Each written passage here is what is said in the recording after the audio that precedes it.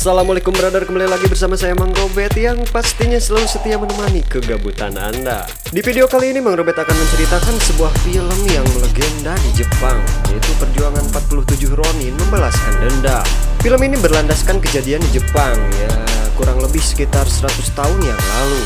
Selain itu film ini dibintangi oleh aktor yang sudah tak asing lagi ya, yaitu Keanu Reeves yang berperan sebagai Kai dan aktor terkenal asal Jepang lainnya.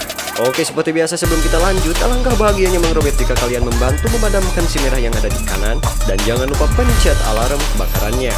Oke, tanpa berlama-lama lagi, maka langsung saja. Sikap Mang Beb.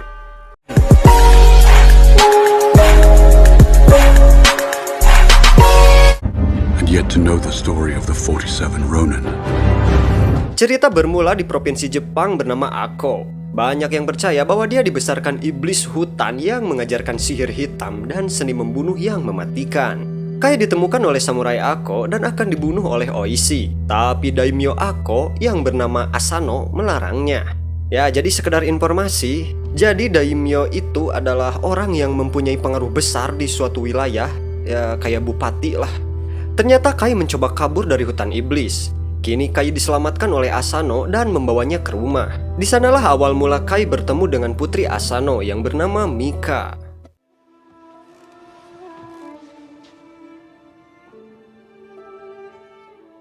Cerita berlanjut ketika Kai dewasa. Pada suatu hari, para samurai Ako sedang melakukan pemburuan monster Kirin, di mana pemburuan ini dilakukan karena provinsi Ako akan melakukan acara penting yang dihadiri oleh orang-orang penting di Jepang, termasuk shogun yang bernama Tokugawa. Selain itu, pemburuan dilakukan agar para tamu aman dan selamat dan acara berjalan dengan lancar.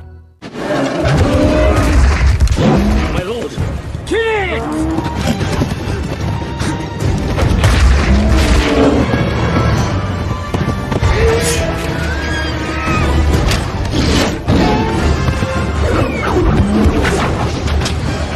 Pemburuan tersebut tidaklah mudah. Pada suatu ketika seorang samurai yang bernama Yasuno terpojok oleh monster. Kemudian Kai datang untuk menyelamatkan Yasuno dan mengalahkan monster tersebut. Setelah itu, bukannya mengucapkan terima kasih, di sini Yasuno malah menjadi tersinggung karena dia diselamatkan oleh Kai yang notabene bukanlah seorang samurai. Tak lama setelah monster itu tewas, para samurai yang lain segera menghampiri Yasuno dan Kai. Kejadian tersebut, Yasuno lah yang mendapatkan pujian karena berhasil membunuh monster itu. Tapi pada saat itu, Oishi menyadari bahwa sebenarnya Kai lah yang telah berhasil membunuh monster tersebut.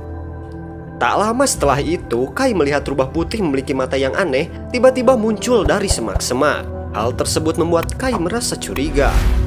Di scan lain ada Kira, seorang daimyo dari provinsi Nagato, dan juga sosok rubah putih tadi. Dia adalah seorang penyihir yang bernama Mizuki. Mereka memiliki niat yang sangat jahat karena ingin menyingkirkan Asano, merebut Ako, dan menikahi Maki. Ketika malam hari setelah pemburuan, Kai dihampiri oleh Mika yang khawatir padanya. Pertemuan ini kurang menyenangkan karena dua orang ini memiliki perasaan yang saling mencintai. Namun dengan keadaan yang berbeda membuat mereka tidak bisa bersama untuk saat ini.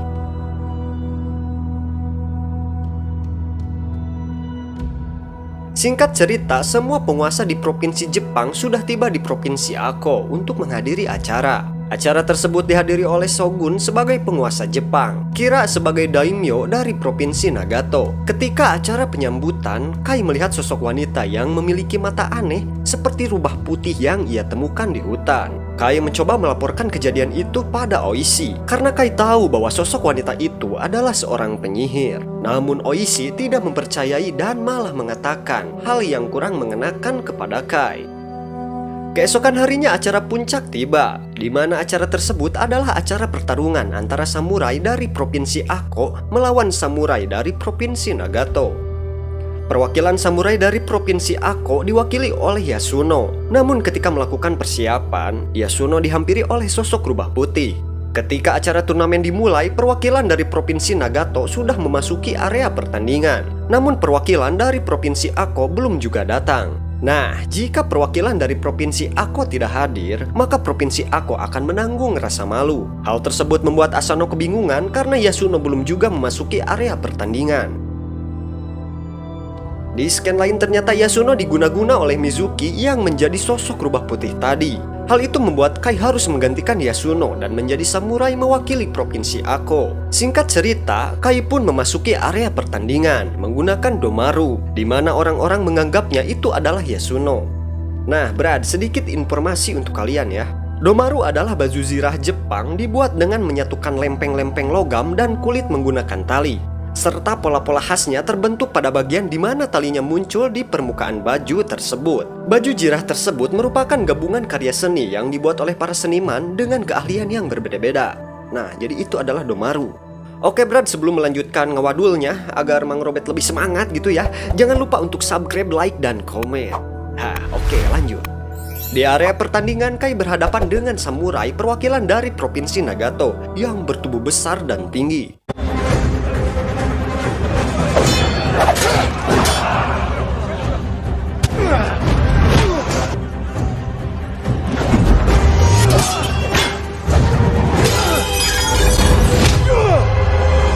Pada saat pertandingan, Kai mendapatkan sebuah serangan yang membuat helmnya terlepas. Hal tersebut membuat identitas Kai terbongkar. Selain itu, kejadian tersebut adalah hal buruk dikarenakan Kai bukanlah orang asli Jepang dan bukanlah seorang samurai. Ternyata acara turnamen itu hanya bisa dilakukan oleh seorang samurai. Hal tersebut membuat Shogun marah dan menjatuhkan hukuman mati kepada Kai. Namun ketika akan dieksekusi, tiba-tiba Maki datang dan memohon agar tidak mengeksekusi mati Kai. Walaupun Shogun mengabulkan permintaan itu, Shogun harus menghukumnya dengan hukuman pukulan. Hal tersebut tetap membuat reputasi Provinsi Ako dan Asano tercoreng.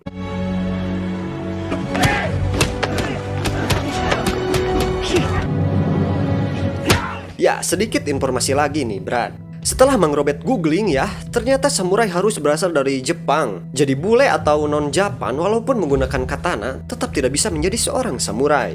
Nah, jadi jika informasi Mang Robert salah ya, tolong ditulis di komentar. Ya, lanjut. Malam harinya, Kira dan Mizuki memanfaatkan momen ini merencanakan hal jahat kepada Asano. Dan benar saja, Mizuki lagi-lagi menggunakan sihirnya. Kali ini sasarannya adalah Asano, di mana sihir tersebut membuat ilusi bahwa Kira sedang melakukan pengenciritan kepada Mika. Pada kenyataannya, ternyata Asano mencoba membunuh Kira yang sedang tertidur. Akibatnya hal tersebut membuat gaduh di malam tersebut. Atas kejadian itu, Shogun memberikan hukuman mati berupa seppuku yang merupakan hukuman terhormat daripada dieksekusi mati. Nah, lagi-lagi ada sedikit informasi buat kalian ya. Jadi seppuku adalah suatu bentuk ritual bunuh diri yang dilakukan oleh samurai di Jepang dengan cara merobek perut dan mengeluarkan organ bagian dalam. Hal itu untuk memulihkan nama baik setelah melakukan kesalahan atau kegagalan saat melaksanakan tugas untuk kepentingan rakyatnya. Di sini Oishi menyadari perkataan Kai. Sebagai orang terdekat Asano, meyakini ia berkata kepada Asano bahwa kejadian tadi adalah pengaruh sihir yang dilakukan Kira dan Mizuki. Namun hal tersebut tak membuat Asano berubah pikiran. Ia berkata bahwa ia akan menerima hukuman yang diberikan oleh Shogun. Sampai tibalah hari di mana acara seppuku akan dilakukan.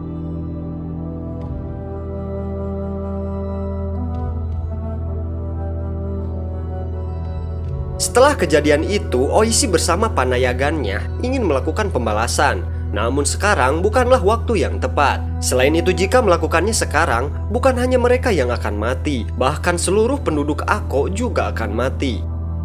Setelah acara itu selesai, Shogun memberikan sebuah pernyataan yang mengejutkan bahwa para samurai Ako yang kini dipimpin oleh Oishi menjadi Ronin, ya Ronin samurai yang tak bertuan. Lalu mereka jangan menuntut pembalasan dendam atas kematian Asano. Selain itu, Mika akan dinikahi Kira dalam 1 tahun ke depan. Baru saja menduduki tahta sebagai pemimpin dari 2 provinsi, Kira melakukan keputusan yang gila, di mana ia mengatakan bahwa semua samurai provinsi Ako akan diasingkan. Lalu ia mengisyaratkan panayagannya agar Oishi yang merupakan ancaman dimasukkan ke dalam lubang bawah tanah agar tekadnya hilang. Setelah beberapa bulan dimasuki ke dalam lubang, kini Oishi bebas dan dibuang di sebuah desa. Desa tersebut di mana terdapat banyak para penduduk Ako. Di sanalah Oishi mendapatkan informasi terkait para Ronin yang sudah meninggalkan provinsi Ako. Selain itu, ia mendapat informasi terkait Kai yang menjadi budak dan petarung di Pulau Belanda.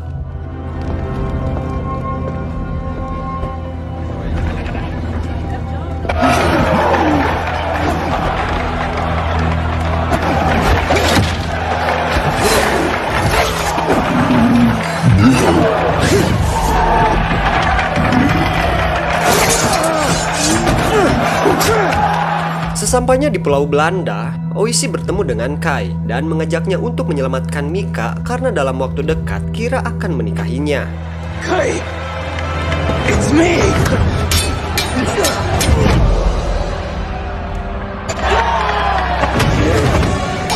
Kai! Lady Asano! Mika! Soon Kira will marry Mika!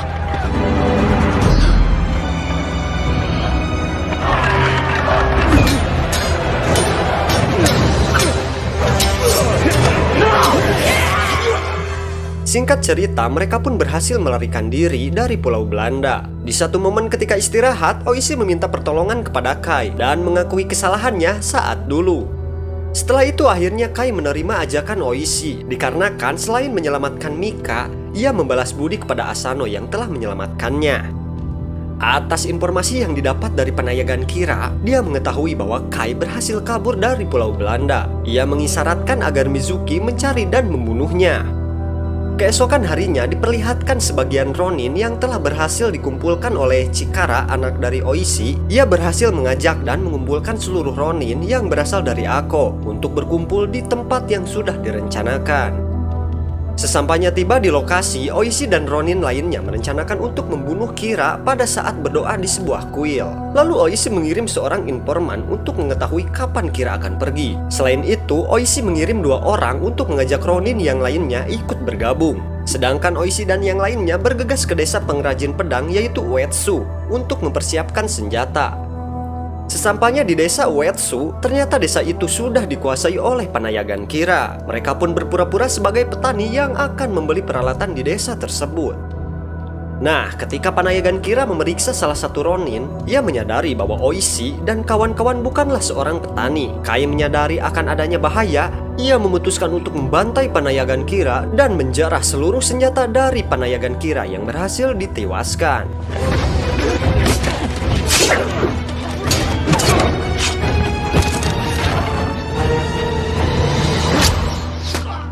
Di scan lain, orang suruhan Oishi malah bertemu dengan Mizuki yang menyamar sebagai wanita malam. Nampak Mizuki tahu bahwa orang suruhan Oishi juga sedang mencari informasi terkait dengan Kira.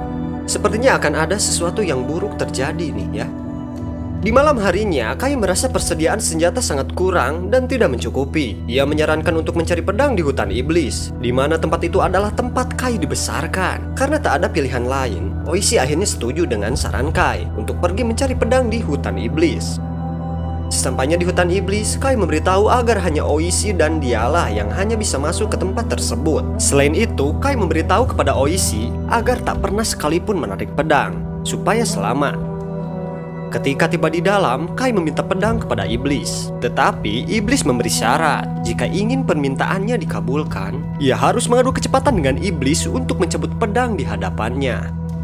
Di sisi lain, Oishi mendapat ujian tekad yang dimana dalam ilusinya seluruh prajurit termasuk anaknya dibantai oleh iblis. No!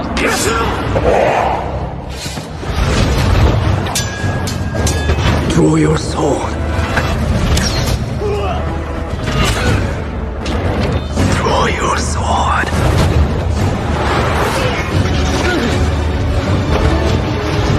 Walaupun mental Oishi hampir oyag ya, namun ujian tekad tersebut berhasil ia selesaikan. Selain itu, disusul oleh Kai yang berhasil mengalahkan sang iblis. Take the blade, Kai.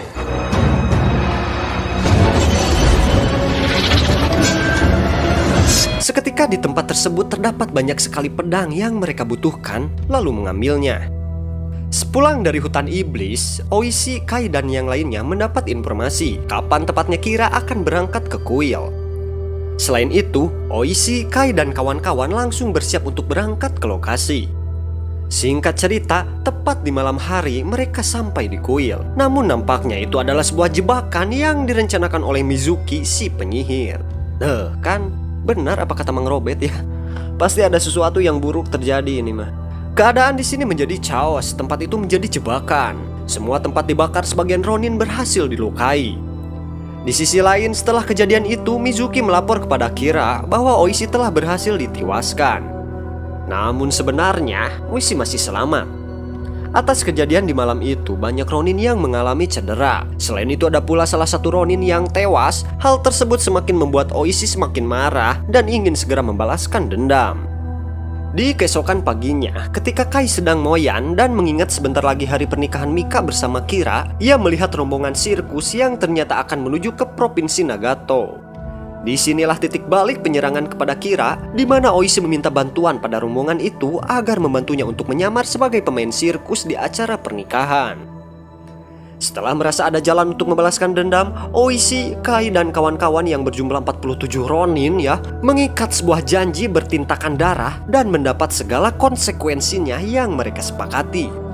Sesampainya di Nagato, puncak saat acara pertunjukan, pemberontakan pun dilakukan. Terjadilah peperangan hebat di mana 47 Ronin melawan kurang lebih sekitar 1000 panayagan Kira. Setelah itu scan terbagi menjadi 2 bagian, di mana Kai melindungi Mika harus berhadapan dengan penyihir yang berubah wujud menjadi Nagog Enaga, dan Oishi yang berhadapan dengan Kira.